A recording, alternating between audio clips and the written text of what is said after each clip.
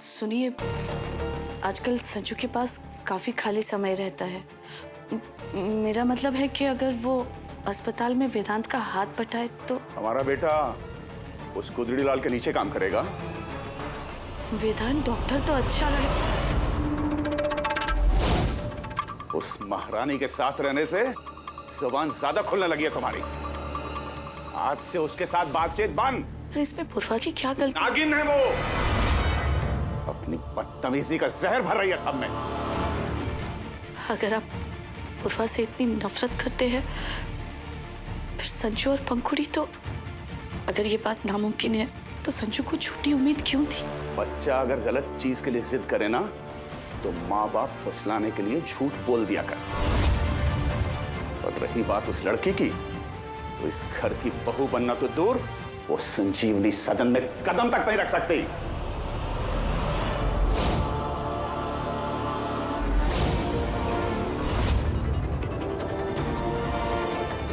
पापा आपको एग्जाम्पल देकर समझाया था ना कि नए ज़माने में पुराने पैंतरे नहीं चलते।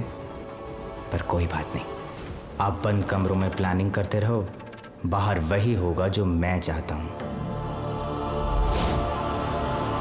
पर ये तो गलत है ना, आप अपने बेटे के आगे अपनी शर्त रख के उससे सारे काम अपनी मर्जी से करवा रहे हैं। और फिर सुना मैंने पूर्वा जो कह रही। अपने मुंह को अभी के अभी ताला लगाओ, वरना। बाबूजी,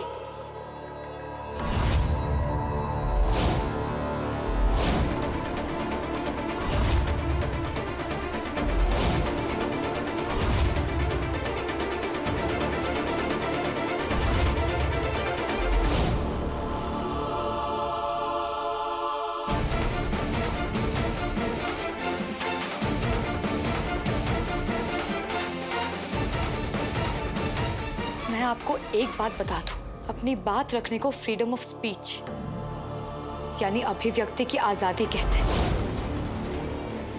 जो मां कर रही है।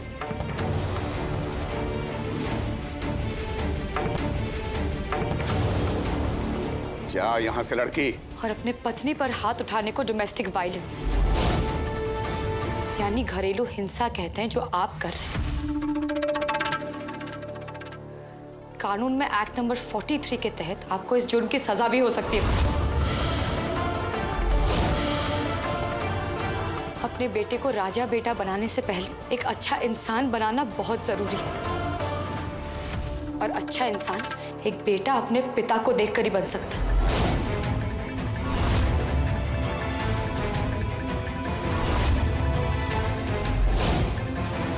पापा, मैं तैयार हूँ।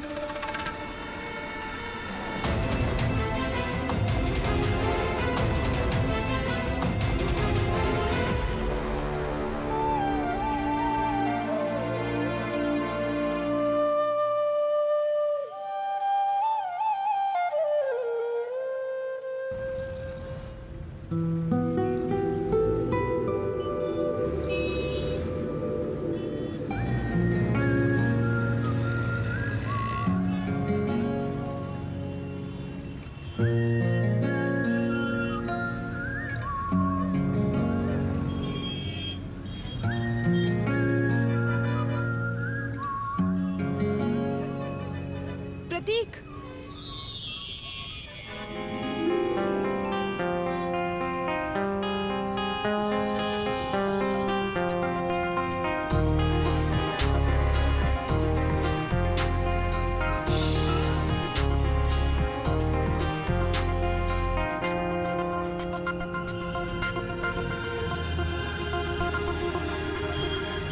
I missed you so much.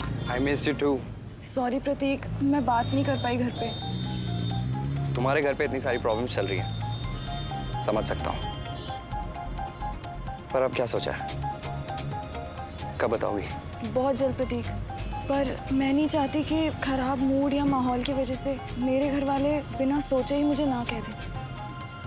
Radhika, वो लोग चाहे कुछ भी कहें, हमें हमारा डिसीजन पता है ना, बस उसी पे अड़े रहना है।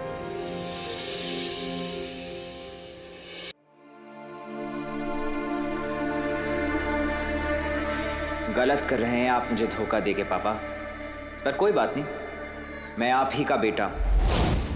संजू, ये तेरी कुर्सी है जिस पे गुदड़ीलाल जम के बैठा है।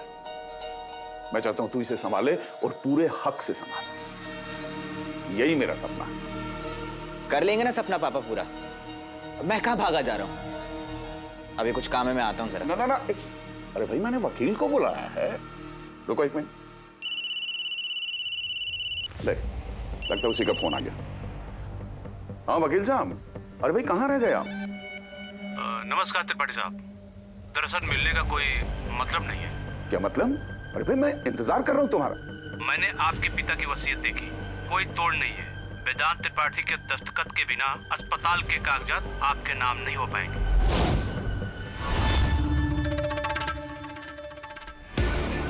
कोई फायदा नहीं हुआ। चल संजू। पापा अभी तो आए थे और मुझे काम है। कोई काम नहीं बन रहा। मैंने बोला चल, मतलब चल। चलो।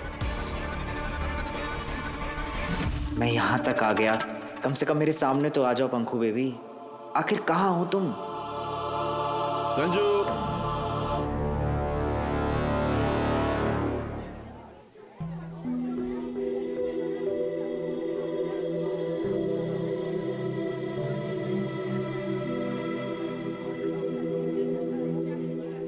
तुम यहाँ?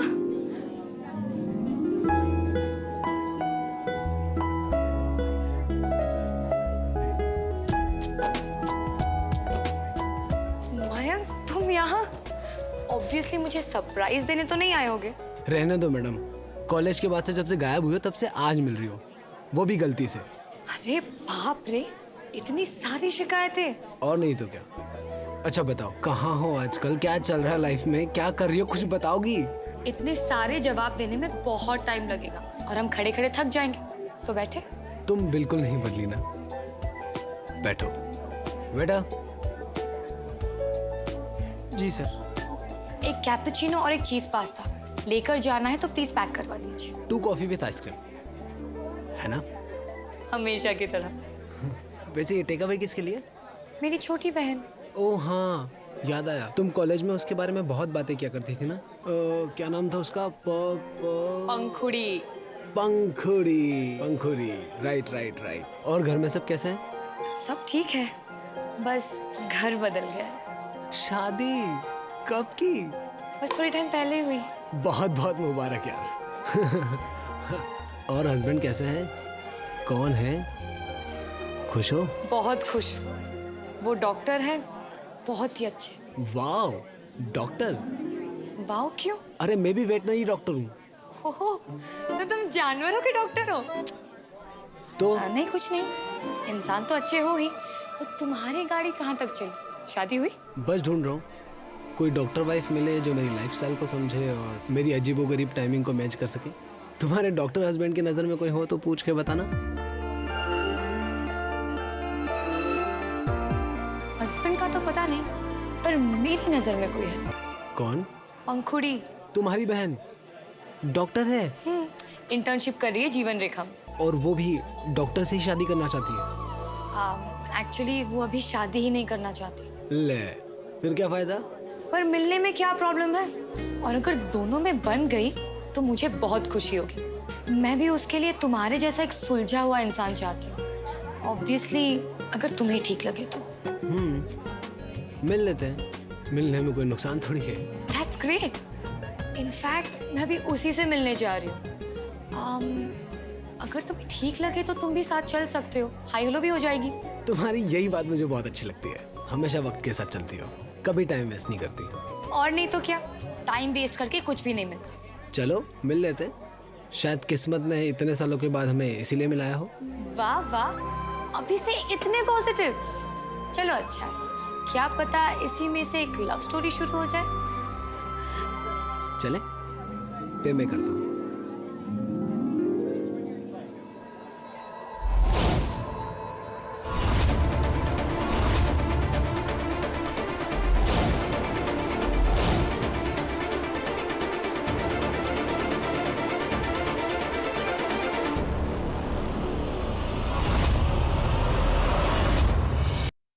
चले? तुम बाहर वेट करो, मैं 2 मिनट में आई। Okay.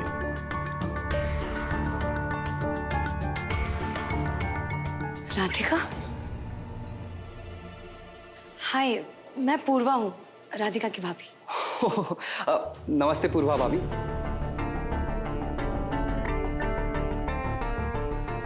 I mean hello Purva ji. It's okay, भाभी ठीक है। भाभी, ये प्रतीक है, ये बस मेरा फ्रेंड है। हाँ, तो हर वक्त पढ़ाई तो नहीं कर सकते हैं ना। दोस्तों के साथ कैफे आने में कोई बुराई नहीं है राधिका। आपको सच में ऐसा लगता है? हाँ, देखो, अपनी शर्तों पर जिंदगी जीने में कोई गलत बात नहीं है, जब तक उसके वजह से हम किसी और को तकलीफ ना पहुंचाए। ओके? सॉरी भाभी, मैं बहुत डर गई थी। ये प्रतीक है और मुंबई से आया है, फैशन डिजाइनर है, मेरे कॉलेज में डिजाइनिंग कोर्स करवाता है। आपसे मिलके बहुत अच्छा लगा। सेम यार। अब अपनी डरी हुई शक्ल ठीक करो राधिका, आराम से बैठो, बातें करो। मैं चलती हूँ, मुझे काम है। और हाँ, प्लीज जल्दी घर आ जाना, वरना चाचा चाची बहुत परेशान होंगे। जी मैम। बाय। बाय। राधिका, क्या बताया था तुमने और क्या निकले तुम्हारे घर वाले? इतने कूल हैं। सिर्फ भाभी ऐसी हैं, बाकी घर वाले वैसे ही हैं। एटलीस्ट पूर्वा भाभी को तो सब बता दो, हमारा साथ देंगी, बड़ी है, हमारे लिए चीजें आसान हो जाएंगी ना।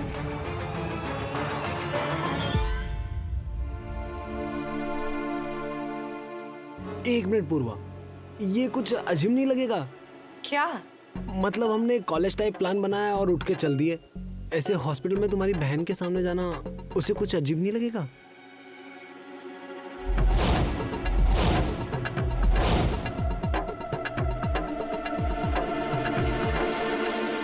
ब्लड डोनेशन के लिए आया हूँ। यस, चलो।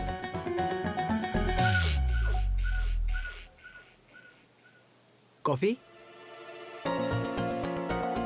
एक्सक्यूज मी, क्या मैं आपको जानती हूँ? हो भी सकता है। पंखुड़ी। आपको मेरा नाम कैसे पता है? अंकु, तुझे याद है कॉलेज में मेरा एक दोस्त हुआ करता था जो हर रोज मिल्क शेक पीता था? अरे ये वही है, मयंक। ओह, मयंक, आपने सही कहा। अब मैं आपको जानती हूँ। हाय। हाय। वैसे गलत बात है यार, तुमने पता नहीं क्या क्या बता रखा है मेरे बारे में। अब तुम्हारी बहन को इम्प्रेस कैसे करूंगा? खैर, मैं ब्लड डोनेट करके आता हूँ, फिर साथ में मिलके कॉफी पीते हैं। मिल्क शेक नहीं? अच्छा बाबा, सॉरी, वो एक्चुअली मुझे घर जल्दी जाना है, बहुत ही ज्यादा काम है। तो ओके, तो तुम्हें जाना है तो पंखुड़ी तुम मेरे साथ कॉफी पियोगी? बिल्कुल, आप जाइए, ब्लड डोनेट करके आइए, फिर मिलते हैं। श्योर।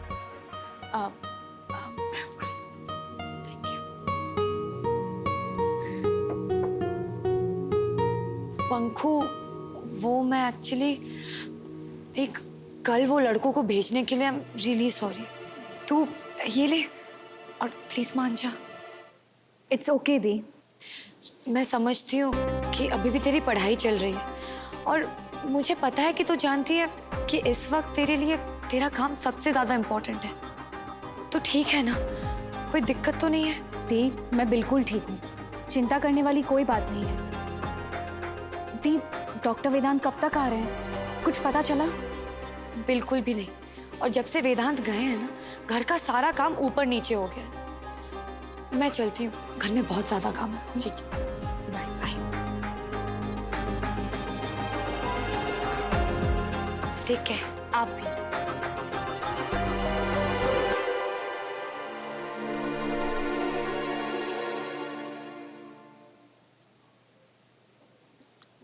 तीखी है भाई चटनी, लेकिन मजा आ गया। कमाल कर दिया मंजुला।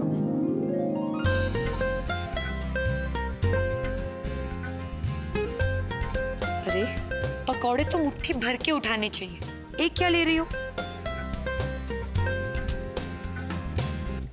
कैफे में तो भाभी ने बहुत नॉर्मल रिएक्ट किया, पर कहीं घर में किसी को प्रतीक के बारे में बता ना दें।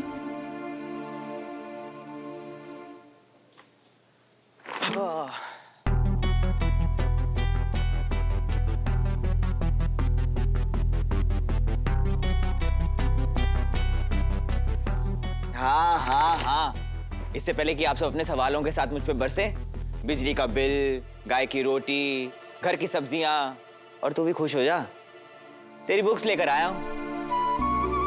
ये तो बहुत ही अच्छी बात हो गई। थोड़ा बहुत काम सबको करना चाहिए। संजू बेटा, तूने सभी काम बहुत अच्छे से किए, शाबाश। संजू, ये क्या उठा के लाया तू?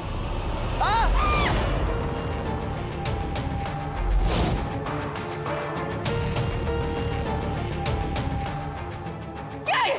आपने जो कहा था वही है। जो मैंने कहा था, मैंने तो एसएमएस किया था। ये वही क्रीम है? अरे भैया जी, फेस क्रीम कहने से नहीं मिलती, कौन सी चाहिए ये बोलो। यार नाम तो बताया था पर याद नहीं आ रहा। अरे भैया कोई भी अच्छी वाली दे दो ना, सौंदर्य क्रीम जो लेडीज लगाती है, गोरा बनाए, खूबसूरत बनाए, चिपका दो कोई भी। गोरा तो सभी बनाती हैं, कौन सी दूं? अक्कड़ बक्कड़ बम्बे वो 80-90 पूरे 100। ये लो। ये वही तो है, और कौन सी क्रीम चाहिए थी? अगर ये वही क्रीम होती ना तो मेरे चेहरे का ये हाल नहीं हुआ होता। जो मैंने कहा था वो नहीं है ना ये? चल दिखा अपना फोन। बैटरी डेड है, नहीं है फोन। तू ही लगा ले। हे भगवान, आंचल पे कुंवारेपन की कलंक और चेहरे पे ये दाग, कैसे मुंह दिखाऊंगी मैं? सच में आज वेदांत की बहुत याद आ रही है मुझको।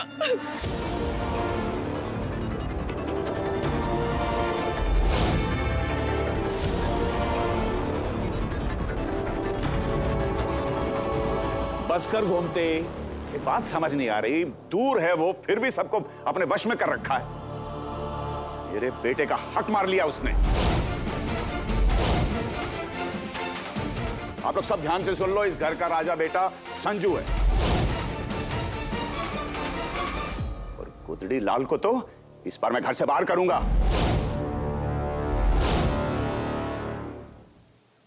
रमेश, क्यों बिना बात पे अपना खून जला रहा है? और वैसे भी वेदांत इस घर का बड़ा बेटा है, तो उसका तजुर्बा भी तो ज्यादा ही होगा ना।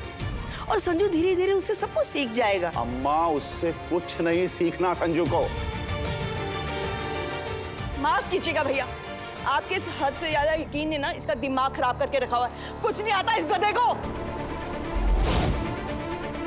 माफी की लाइन में ना एक मेरी भी लाइन ले लीजिए भाई साहब। जो मेहंदी आई थी वो भी एक्सपायर्ड थी। सुबह से सर खुजा खुजा के मेरे तो नाखून घिस गए, बाय गॉड। और संजू, मैं 3rd ईयर में हूं तो मेरी 1st ईयर के बुक क्यों लाए? हे भगवान, चेहरे की जलन बढ़ती जा रही है, बर्फ लगानी पड़ेगी। सुमति, जाकर ठंडा पानी डाल सर पे। सही कह रही हो जीजी।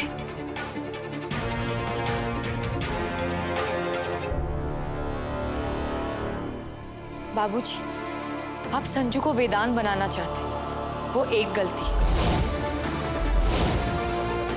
अगर संजू ये कर नहीं पा रहा है तो आप वेदांत को घर से निकालना भी चाहते हैं, ये दूसरी गलती है। अब आप भी मान लीजिए, राजा बेटा वेदांत ही है। तू संजू को वो बनाना चाहता है जो वो है ही नहीं। और अम्मा, गुदड़ी लाल ने उन चीजों पे हक जमाया है जो उसकी है ही नहीं। रमेश, जब भगवान राम जी को वनवास हुआ था ना, तो उनके छोटे भाई भरत के पास 14 साल थे, लेकिन उन्होंने उनकी जगह लेने से, उनका राजपाट लेने से इनकार कर दिया था। किसी की जगह लेने से इंसान बदल नहीं जाता, हर इंसान को अपना रास्ता खुद बनाना पड़ता है। ओह, तो आप उस गुदड़ी लाल की तुलना भगवान राम से कर रहे हैं। मेरा बेटा संजू राम बने ना बने, लेकिन भरत कभी नहीं बनेगा। पापा नहीं, पर दादी की बात तो मैं अच्छे से समझ गया। चिंता तो मुझे मेरे बेटे की हो रही है, कहीं अपने बेटे के प्यार में धृतराष्ट्र बनकर उसे दुर्योधन ना बना दे। धृतराष्ट्र ही सही, लेकिन अपनी और थोपी हुई औलाद में फर्क होता अम्मा। और मेरी आंखों पे पट्टी नहीं बंधी हुई। जब वो गुदड़ी लाल इस घर का ही नहीं, तो कहां का राजा बेटा? पर मुझे साफ साफ दिखाई दे रहा है कि मुझे बस कुछ देर अकेले रहना है।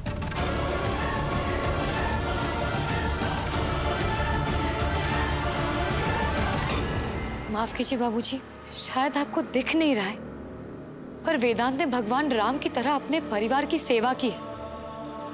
राजा बेटा कहलाने का हक उन्होंने कमाया है, किसी खेल में जीता नहीं है।